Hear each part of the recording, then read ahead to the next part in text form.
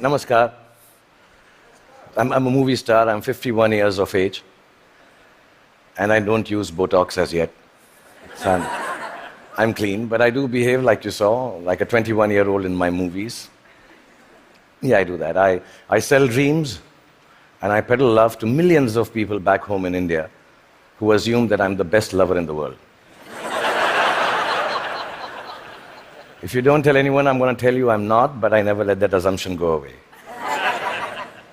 I've also been made to understand there are lots of you here who haven't seen my work, and I feel really sad for you.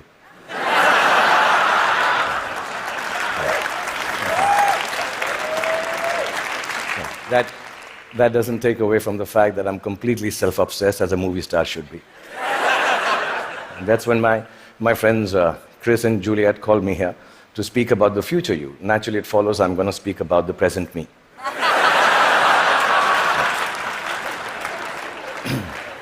Because I truly believe that humanity is a lot like me. It is. It's an aging movie star, grappling with all the newness around itself, wondering whether it got it right in the first place, and still trying to find a way to keep on shining regardless. I was born in a refugee colony in the capital city of India, New Delhi. And my father was a freedom fighter. My mother was, well, just a fighter like mothers are. And much like the original Homo sapiens, we struggled to survive. When I was in my early 20s, I lost both my parents, which I must admit seems a bit careless of me now.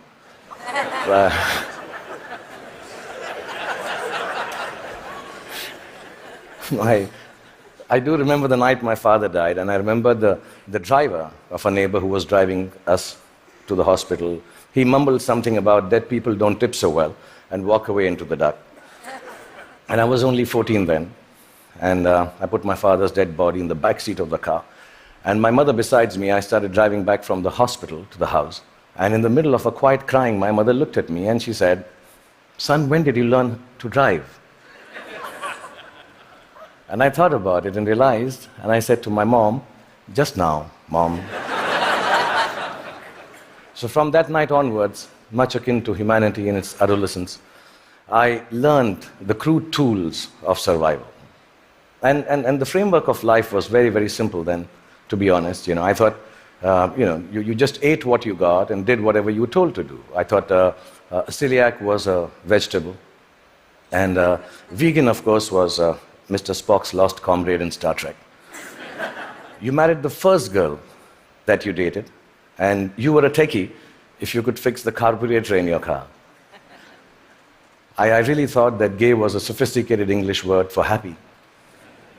And lesbian, of course, was the capital of Portugal, as you all know. That was it. So we relied on systems created through the toil and sacrifice of generations before to protect us. And we felt that governments actually worked for our betterment. Science was simple and logical. Apple was still then just a fruit, owned by Eve first and then Newton, not by Steve Jobs. Till then, it was... And Eureka is what you screamed when you wanted to run naked on the streets. You went wherever life took you for work, and people were mostly welcoming of you. Migration was a term then still reserved for Siberian cranes, not human beings. Most importantly, you were who you were, and you said what you thought. Then in my late 20s, I shifted to the sprawling metropolis of Mumbai, and my framework, like the newly industrialized aspirational humanity, began to alter. In the urban rush for a new, more embellished survival, things started to look a little different. I met people who had descended from all over the world. Faces, races, genders, moneylenders. Definitions became more and more fluid. Work began to define you at that time in an overwhelmingly equalizing manner. And all the systems started to feel less reliable to me, almost too thick to hold on to the diversity of mankind and the human need to progress and grow. Ideas were flowing with more freedom and speed, and I experienced the miracle of human innovation and cooperation.